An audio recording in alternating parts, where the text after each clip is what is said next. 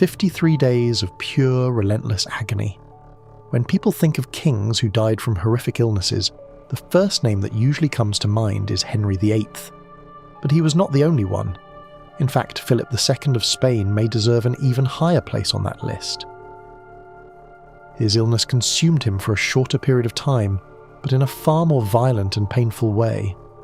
2 months of infections, immobility, gout, edema, sepsis, and gangrene confined him to bed to such an extent that he could no longer stand because of the pain.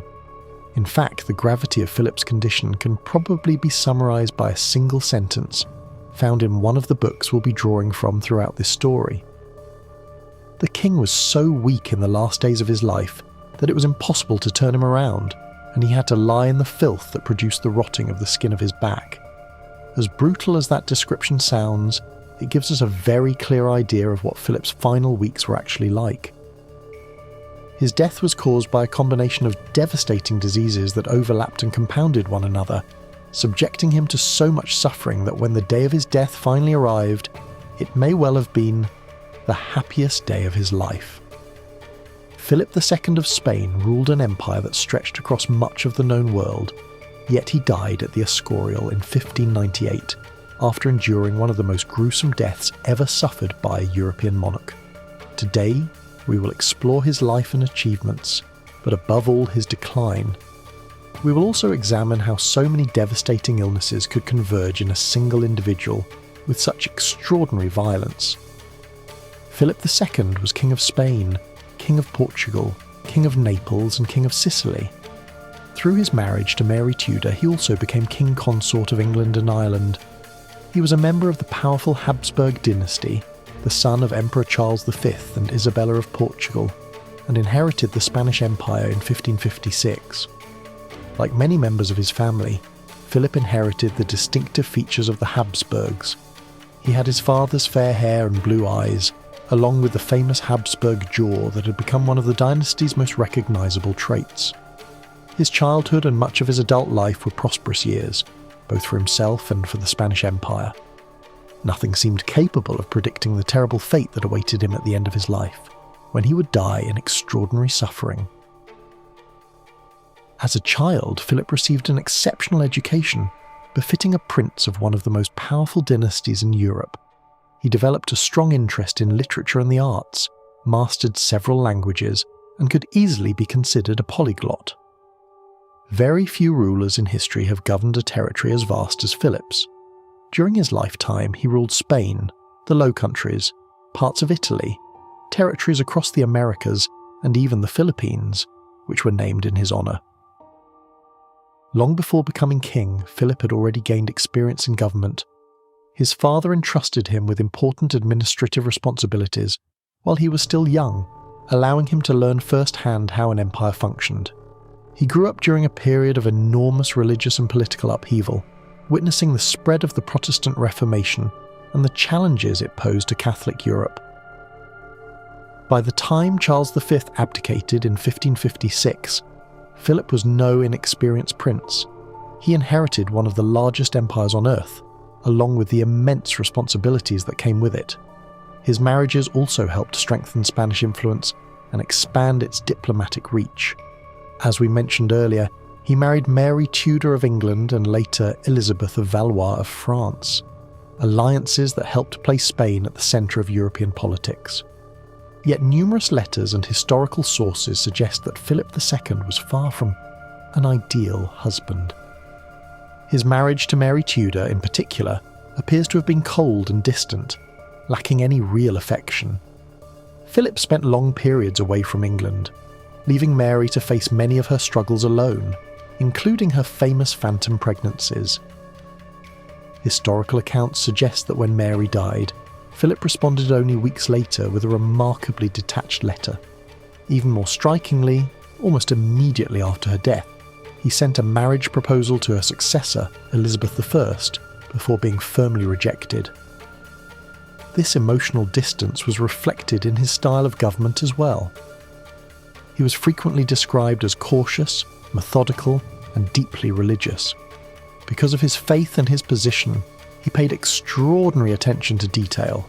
Even during the final stages of the terrible illness that would eventually kill him, he continued reviewing documents one by one, reading them carefully, correcting them, and signing them personally. He maintained a vast correspondence and involved himself directly in administrative affairs. Philip was not simply a king who ruled from a distance.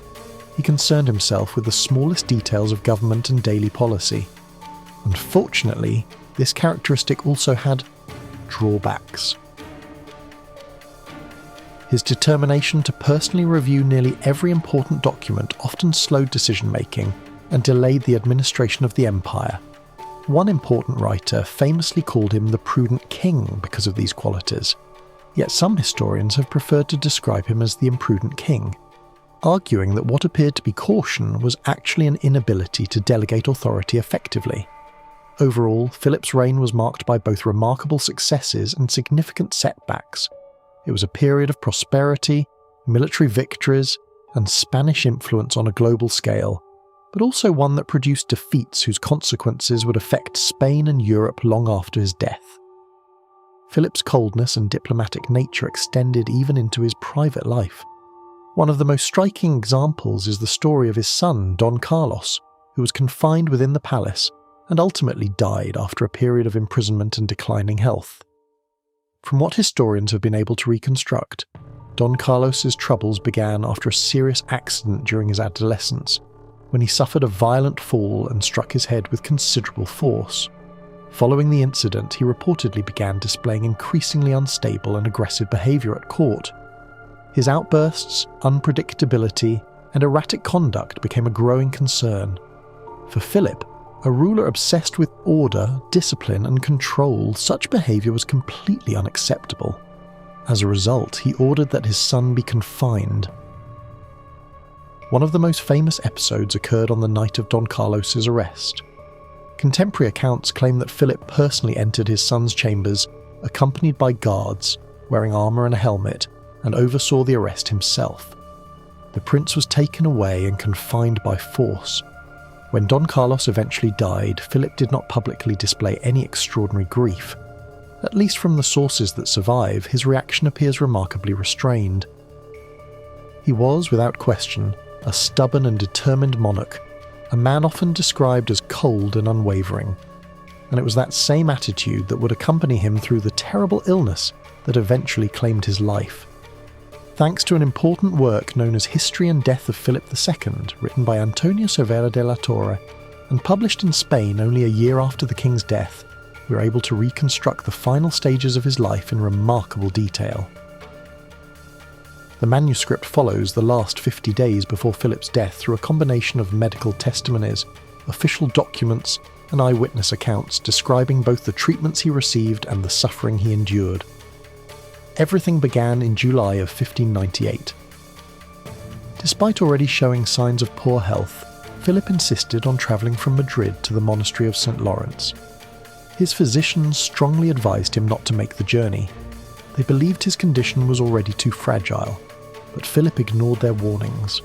Shortly after arriving at the Escorial, the name by which the monastery is better known today, he contracted what contemporary physicians referred to as a tertian fever. The illness took its name from its symptoms. The fever struck in recurring cycles, typically returning every third day. Temperatures would rise dramatically, then fall again, only to return a short time later. The king was confined to bed for approximately a week. For a brief period he seemed to improve, but on the night of July 26th, he awoke with another violent wave of fever and was once again forced back into bed. His doctors argued that these recurring episodes were partly caused by his refusal to remain inactive. Even while ill, Philip insisted on walking through parts of the palace and continuing many of his daily routines. He liked to inspect the grounds, oversee matters personally, and remain involved in affairs of state whenever his strength allowed it. According to Cervera, on the 7th day of the king's illness, an ulcer began to develop around the muscles of his right knee. Pus accumulated beneath the skin, and despite the treatments applied by his physicians, the swelling refused to mature properly. The doctors monitored the wound closely, and when they realized that it continued growing without draining, they decided that surgical intervention was necessary. This would become one of the most important turning points in the story of Philip's illness, because the consequences of this wound may have played a crucial role in the chain of events that eventually led to sepsis. More importantly, it provides us with a vivid glimpse into the agony the king was forced to endure during the final weeks of his life. The procedure was carried out and the swollen mass on the king's knee was opened. Yet instead of improving, the condition worsened dramatically.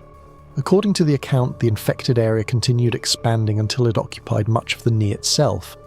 Eventually, it began releasing large quantities of pus, and from that point onward, the wound never truly healed. To understand the atmosphere that must have existed inside the king's chamber, one has to imagine a Spanish summer, intense heat, thick stone walls, poor ventilation, and a severely infected wound that continued draining for weeks. According to the sources, once the ulcer had been opened, pus and infected material continued to emerge from the wound for nearly 40 days. At times, the discharge would slow, only to begin again shortly afterward. This cycle repeated itself over and over. Cervera claims there were more than 40 separate episodes of drainage from the king's knee.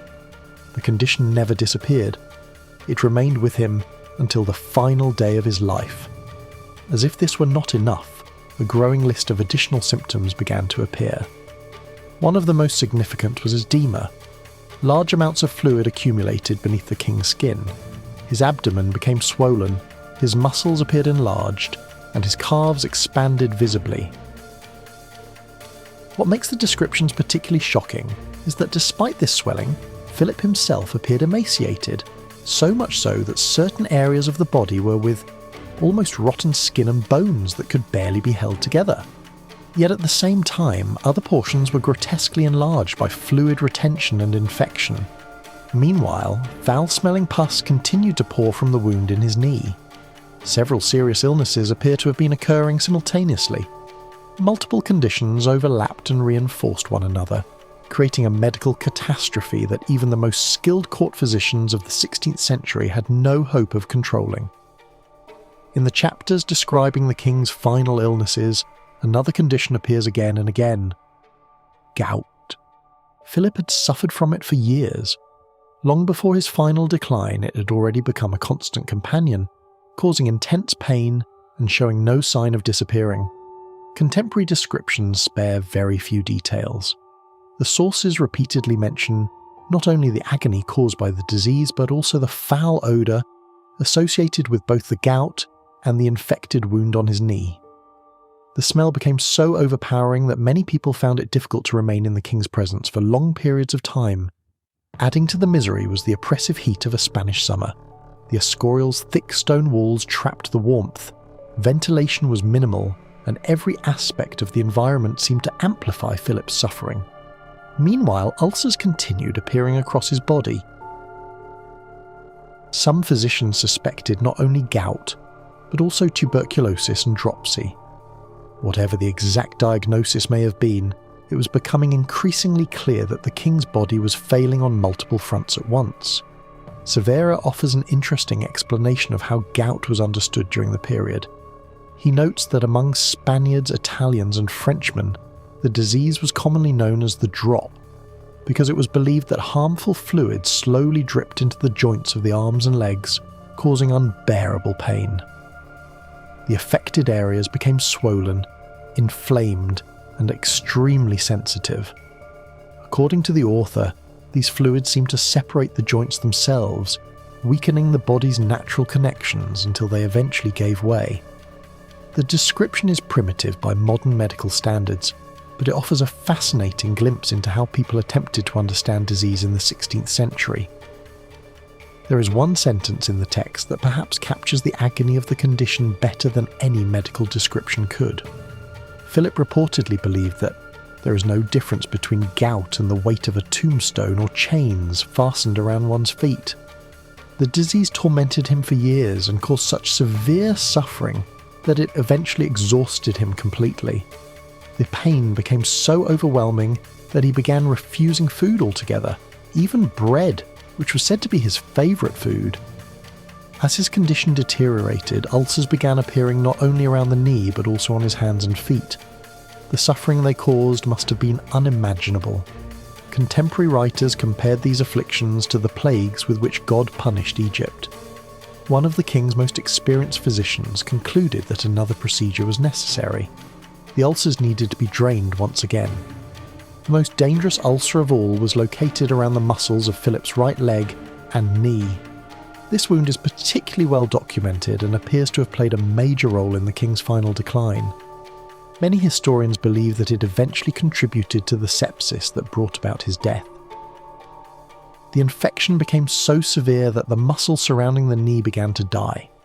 The tissue deteriorated, the damage spread deeper and deeper, and eventually the destruction reached the bone itself. At this stage, the condition had become life-threatening. One of the king's physicians attempted another treatment. A medicinal balm made from figs was applied directly to the wound. According to the sources, the remedy temporarily reduced some of the symptoms and offered a degree of relief. But the ulcer itself never truly healed. It had become far too extensive and aggressive. By this point, Philip's body was covered with suppurating wounds. Ulcers leaked pus from multiple locations, and the situation became so severe that fresh bed linens were constantly required. Even then, replacements often proved insufficient because the amount of fluid leaving the king's body was overwhelming. A persistent story surrounding Philip II's final illness claims that insects eventually began gathering inside the royal chamber. According to the myth, flies and other insects entered through open windows and were attracted to the king's wounds. I want to be clear that there is no definitive historical proof that this happened. Much of it remains speculation. However, when we consider the overall circumstances, the idea becomes difficult to dismiss entirely. We're dealing with a man covered in infected ulcers that had been draining pus for weeks in the middle of a Spanish summer. The rooms were hot, poorly ventilated, and far from sterile by modern standards. Under such conditions, it is entirely plausible that flies would have been attracted to the smell of infection and decaying tissue. Whether it truly happened or not, we cannot say with certainty, but the possibility alone paints a horrifying picture. As the weeks passed, Philip also became increasingly dehydrated. His thirst grew unbearable. Part of this was caused by the constant fever that continued to plague him, and by the severe fluid imbalances created by his other illnesses. The author writes that words themselves are incapable of describing the king's thirst. No matter how much he drank, it never seemed enough. The fever continued to return roughly every 3 days, and toward the end, severe electrolyte imbalances began triggering violent episodes of diarrhea. Unlike some of his other symptoms, this problem never disappeared. It remained with him until the very end. One can only imagine the atmosphere inside that room. The stench from the ulcers was already overwhelming. Now it was accompanied by constant digestive distress as well. According to the medical theories of the period, the appearance of diarrhea often signaled the onset of cholera. Physicians believed that cholera attacked the body's internal organs and contributed to the discharge of fluids from ulcers and wounds. Other doctors disagreed entirely. Some argued that the diarrhea was actually beneficial, a natural cleansing of the stomach and intestines known as tenesmus. The result was complete confusion. The king's physicians regularly gathered to discuss his worsening condition, yet many of them fundamentally disagreed about what they were even treating. In an age before modern medicine, uncertainty was unavoidable. At this point, Cervera cites the testimony of a court physician named Garcia de Loaiza, who described the king's torment in particularly vivid terms. The diarrhea created enormous difficulties because Philip had become almost completely immobile. By the final days of his life, he was so weak that moving him in bed had become extraordinarily difficult. Turning him required considerable effort, and sometimes it was nearly impossible. As a consequence, whenever he suffered another episode of diarrhea, he was often unable to clean himself properly. There is really no gentler way to describe it. He spent long stretches of time lying in his own waste. This, in turn, caused severe deterioration of the skin on his back. The flesh began to break down, ulceration spread, and his body started failing wherever pressure remained constant. By this stage, the king's condition had become catastrophic. Yet what is particularly striking is that contemporary accounts rarely describe Philip's illness solely in medical terms. Again and again, his suffering is compared to that of saints and martyrs. The king's agony was presented almost as a spiritual trial, a final act of devotion endured by a faithful believer preparing himself for eternity. Alongside the physical symptoms came another torment: insomnia. Philip spent long nights awake. The pain was relentless, the fevers returned constantly, and his condition required permanent attention, making uninterrupted sleep almost impossible.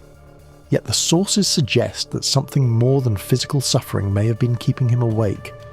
There were signs of psychological distress. The author repeatedly notes that Philip appeared deeply troubled. His thoughts seemed restless and agitated. He was burdened by worries he could not escape and by anxieties that followed him through the night. As his body deteriorated, he became a prisoner not only of disease but also of his own mind. The king suffered from frequent awakenings. Sometimes he would suddenly emerge from sleep with a racing heart and a look of alarm. These episodes were often followed by periods of profound sadness and melancholy. According to the accounts, he also began suffering from nightmares. His final weeks of his life were marked not only by physical suffering, but also by emotional and psychological torment. What makes these descriptions particularly fascinating is that the chroniclers were not interested solely in recording the king's pain. They also wanted to document the way he faced it. To them, Philip's illness was not merely a medical event, it was a test of character and faith. Then, something remarkable happened. Shortly before his death, Philip experienced what modern medicine would likely recognise as a temporary rally, a phenomenon occasionally observed in terminally ill patients. After weeks of relentless decline, he suddenly appeared much better. One day, a priest arrived at his bedside carrying a crucifix. To the surprise of everyone present, Philip sat upright in bed and began kissing the crucifix with extraordinary intensity. Witnesses noted that his mood seemed dramatically improved. His eyes appeared bright and alert, and for a brief moment he looked more like the king he had once been than the dying man he had become. Naturally, many believed they were witnessing a miracle, a moment of heavenly grace sent by God to strengthen the king before his death. Others saw it as a sign that his faith was being rewarded in his final hours. Today, however, we recognise that terminal patients occasionally experience brief periods of unexpected energy shortly before death. Sometimes appetite returns, sometimes they become more alert, sometimes they seem, for a few precious hours, to be recovering. Then the decline resumes. For those who loved them, these moments can feel almost miraculous. For Philip's contemporaries, there was no doubt about what they had witnessed. The date was September the 12th, 1598. This was the day before the king's death. Encouraged by his apparent improvement, Philip expressed a desire to attend Mass and receive communion. Despite everything his body had endured, the ulcers, the fever, the thirst, the exhaustion, and the unbearable pain, his devotion remained. The following day, September the 13th, 1598, Philip II of Spain died. According to the accounts, he died during Mass. What is perhaps most remarkable is that during his final day he showed none of the mental confusion that often accompanies such catastrophic illness. Those gathered around his bed spoke with him throughout the day, and he answered them clearly. Many people came to see him in his final hours. Courtiers, attendants, members of the clergy, and those closest to the king gathered around his bedside as the end approached.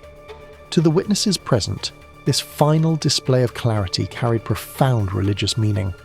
They believed that God had granted Philip one last act of mercy. For the people around him, his last moments were proof of God's mercy. For modern historians, they are the final chapter of one of the most disturbing royal deaths ever documented. Few kings have left behind such a detailed record of their final weeks.